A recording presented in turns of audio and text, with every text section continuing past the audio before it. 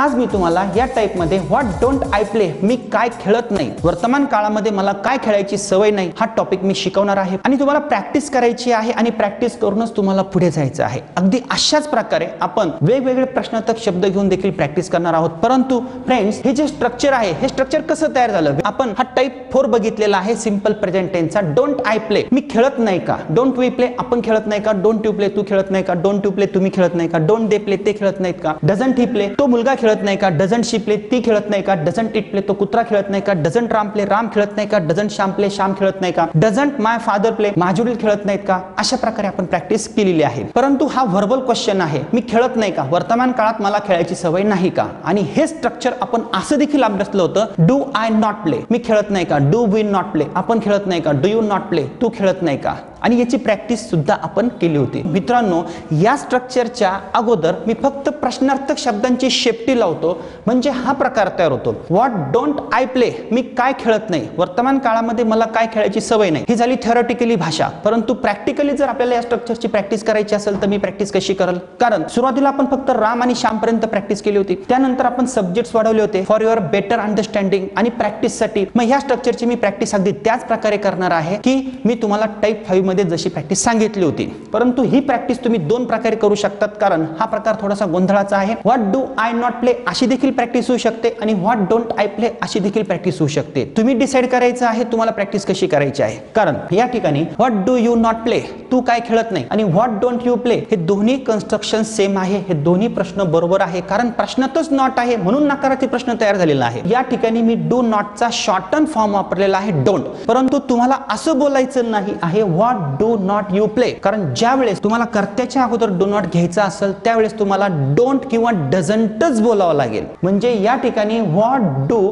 I not play, not इथं consider करावं लागेल आणि इथून नॉट तुम्हाला काढून टाकावं लागेल। अगदी अशाच प्रकारे what does he not play, not इथे तुम्हाला कन्सिडर करावं लागेल। जर मला या स्ट्रक्चरची प्रॅक्टिस करायची असेल तर मी प्रॅक्टिस कशी करू शकतो, व्हेरी सिंपल, मी तुम्हाला एक प्रॅक्टिस करून दाखवतो। फ्रेंड्स, मी सुरुवात करतो, एक प्रश्नार्थक शब्द आहे, 19 कर्ते आहे आणि क्रियापद एकच आहे, आणि आता मी प्रॅक्टिस करणार आहे। आपली मेथड तीच आहे, एकदा इंग्रजीमध्ये एकदा मराठीमध्ये। व्हॉट डोंट आय प्ले, मी काय खेळत नाही, व्हॉट डोंट वी प्ले, आपण काय खेळत नाही, व्हॉट डोंट यू प्ले, तू काय खेळत नाही, व्हॉट डोंट यू प्ले, तुम्ही काय खेळत नाही, व्हॉट डोंट दे प्ले, ते काय खेळत नाही, व्हॉट डझंट ही प्ले, तो काय खेळत नाही, व्हॉट डझंट शी प्ले, ती काय खेळत नाही, व्हॉट डझंट इट प्ले, तो कुत्रा काय खेळत नाही, what doesn't Ram play, Ram काय खेळत नाही, what doesn't Shyam play, Shyam काय खेळत नाही, what doesn't my father play, माझे वडील काय खेळत नाही, what doesn't our father play, आपले वडील काय खेळत नाही, what doesn't your father play, तुझे वडील काय खेळत नाही, what doesn't your father play, तुमचे वडील काय खेळत नाही, what doesn't his father play, त्याचे वडील काय खेळत नाही, what doesn't her father play, तिचे वडील काय खेळत नाहीत, what doesn't their father play, त्यांचे वडील काय खेळत नाही, what doesn't Ram's father play, रामचे वडील काय खेळत नाही, what doesn't Shyam's father play, श्यामचे वडील काय खेळत नाही। आता बघा, मी एकदा इंग्रजीमध्ये एकदा मराठीमध्ये बोलल्यानंतर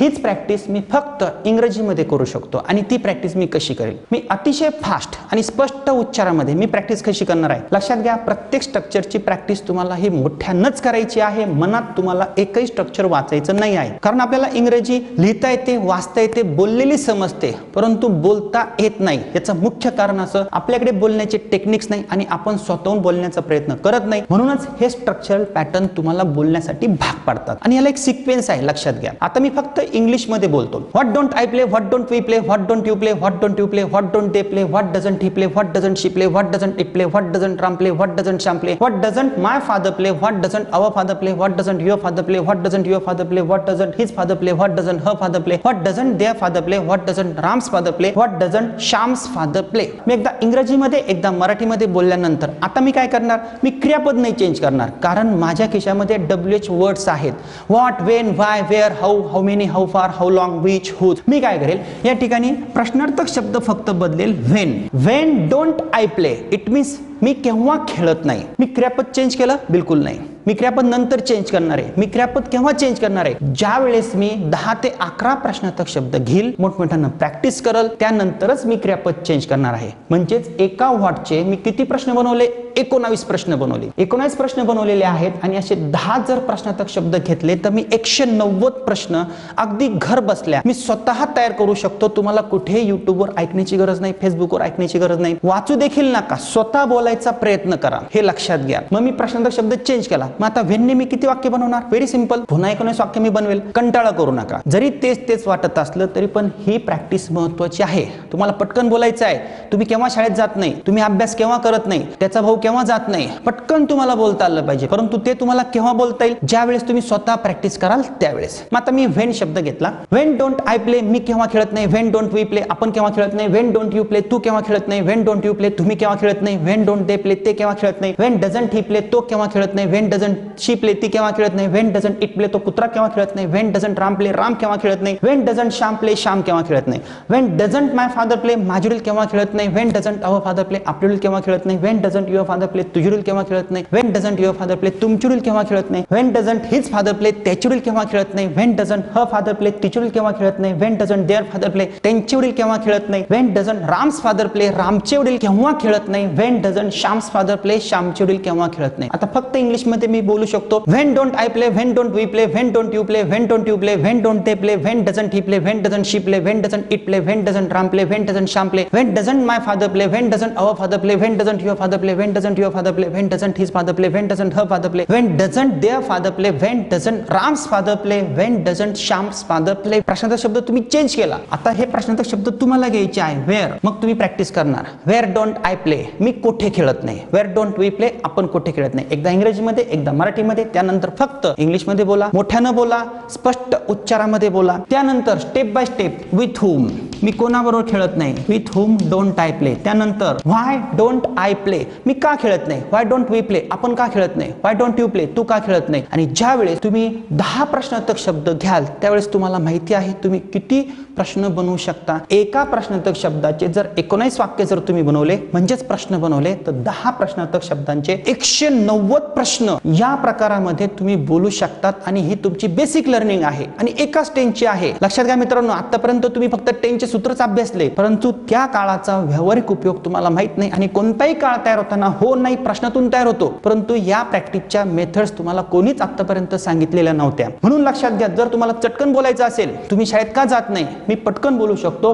व्हाय don't you go to school. आणि असे प्रश्न देखील केव्हा तयार होतात हा टॉपिक मी शिकवलेला आहे. जर एखादा नकारार्थी बोलला मी खात नाही तर मी पटकन विचारू शकतो व्हाय डोंट यू ईट. जर तुम्ही मला बोललात आमचा मुलगा शाळेत जात नाही तर मी विचारू शकतो why doesn't your son go to school. तुम्ही बोलू शकता सर तुम्ही काय शिकवता हे आम्हाला समजत नाही. Sir we don't understand. मी प्रश्न विचारू शकतो व्हाय डोंट यू अंडरस्टँड, तुम्हाला का समजत नाही. बघा असे देखील प्रश्न असतात. मित्रांनो याच्यामध्ये ग्रामर आहे हे लक्षात घ्या, परंतु प्रॅक्टिस आहे आणि ही एक पद्धत आहे. प्रयत्न तर करून बघा. सेपरेट स्ट्रक्चरला सेपरेट वेळ द्या. आपल्याला घाई करायची नाही आहे. Haste is waste. Step by step जायचं आहे. आणि या स्टँडर्ड स्ट्रक्चरच्या पॅटर्नची प्रॅक्टिस आम्ही काही मर्यादित भागांपर्यंतच घेतो. त्यानंतर पुस्तकांच्या साहाय्याने आमचे विद्यार्थी खूप छान प्रॅक्टिस करतात. क्लास संपल्यानंतर देखील वर्षानुवर्ष ते प्रॅक्टिस करत राहतात, कारण हे बेसिक कन्स्ट्रक्शन्स आहे. परंतु तुम्हाला अजून एक गेस करायचा नाही आहे. म्हणजेच तुम्ही काय करणार, प्रॅक्टिस करणार, स्टेप बाय स्टेप पुढे जाणार. आणि अगदी अशाच प्रकारे तुमचा एक गोंधळ होऊ शकतो. सर आम्हाला जर अशी प्रॅक्टिस करायची असेल तर what do I not play, what do we not play, what do you not play, what do you not play चालेल. What does he not play चालेल, ती सुद्धा प्रॅक्टिस चालेल. परंतु शॉर्टन फॉर्मने जर तुम्ही प्रॅक्टिस केली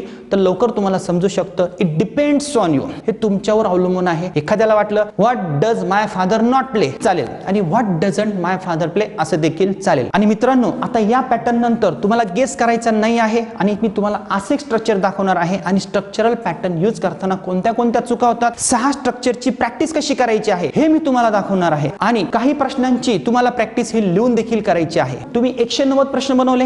आता तुम्ही काय करणार, आता तुम्हाला एक काम करायचं आहे. या ठिकाणी प्ले बदलायचा आहे. राईट घ्या, गो घ्या, हेल्प घ्या, मेक घ्या, ड्रिंक घ्या. फॉर एक्झाम्पल तुम्ही राईट घेतलं, मग राईट इथेच ठेवा.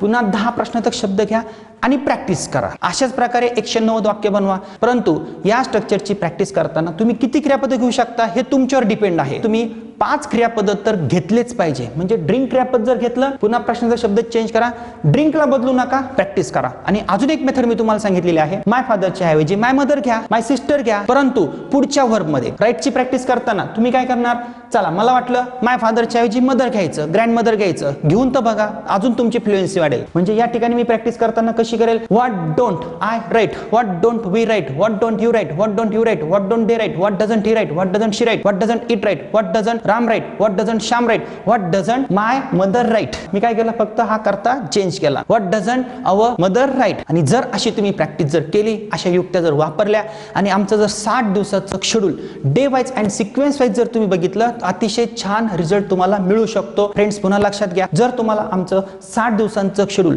डे वाईज आणि सिक्वेन्स वाईज जर बघायचं असेल तर प्लीज प्लीज प्लीज आमच्या पेन ड्राईव्ह व्हर्जन मध्ये पण ते अवेलेबल आहे. अगदी अशाच प्रकारे आमच्या VT Shinde spoken kit and classes मध्ये सुद्धा हे शेड्यूल पूर्ण अवेलेबल आहे. त्याबाबत संपूर्ण माहिती आम्ही ह्या व्हिडिओच्या नंतर तसेच या व्हिडिओच्या खाली डिस्क्रिप्शन बॉक्स मध्ये पण दिलेली आहे. 4 पुस्तकं तुम्हाला जवळ ठेवायची आहे. या स्ट्रक्चरची प्रॅक्टिस करा. त्यानंतर आता आपण पुढे 6 स्ट्रक्चरची प्रॅक्टिस ॲट अ ग्लान्स करणार आहोत. यू कैन स्पीक किट की फाउंडेशन को आज तक कई सारे स्टूडेंट्स तथा टीचर्स को पढ़ाने का दीर्घ अनुभव है. घर बैठे अंग्रेजी सीखने तथा बोलने के 500 से भी ज्यादा सबसे आसान और इफेक्टिव टेक्निक्स सिर्फ यू कैन स्पीक किट में ही उपलब्ध है. Activity based teaching end learning, direct live classroom activities विद स्टूडेंट्स विद 100% रिजल्ट्स, जो आज तक मार्केट में किसी भी प्रोडक्ट में उपलब्ध नहीं है.